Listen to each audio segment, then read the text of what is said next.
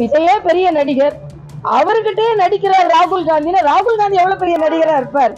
முதலில் எனது கடுமையான கண்டனத்தை ராகுல் காந்திக்கு நான் தெரிவித்துக் கொள்கிறேன். விஜய் அவர்களின் படம் வெளிவராததற்கு காரணம் சென்சார் போர்டிற்கும் தயாரிப்பாளருக்கும் உள்ள பிரச்சனை என்பது எல்லோருக்கும் நன்றா தெரியும். மறுபரிசீலனைக்கு அதை அனுப்பி இருக்கும் பொழுது அவர்கள் வழக்காடு மன்றம் சென்றதனால் இன்று வழக்காடு மன்றத்தில் அந்த பிரச்சனை இருக்கிறது.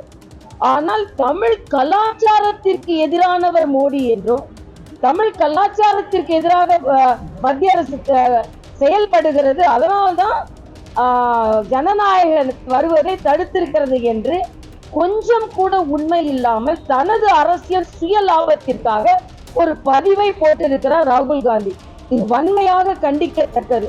அவர்கள் ஆட்சியில் இருக்கும் பொழுதுதான் அவசர நிலை பிரகடனத்தோட மிக கடுமையாக பாதிக்கப்பட்டவள் நான். அவசர நிலை பிரகடனத்தின் போது கருத்து சுதந்திரம் கழுத்து நெரிக்கப்பட்டது. அதே போல பல படங்கள் வெளிவராமல் தடுக்கப்பட்டது.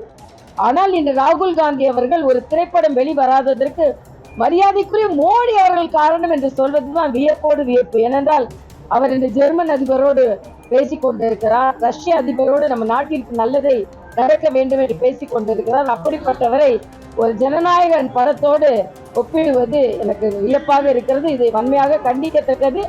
ஏன் ராகுல் காந்தி இந்த பிரச்சனையை கையில் எடுக்கிறார் என்றால் திமுகவை மிரட்டுவதற்காகத்தான்.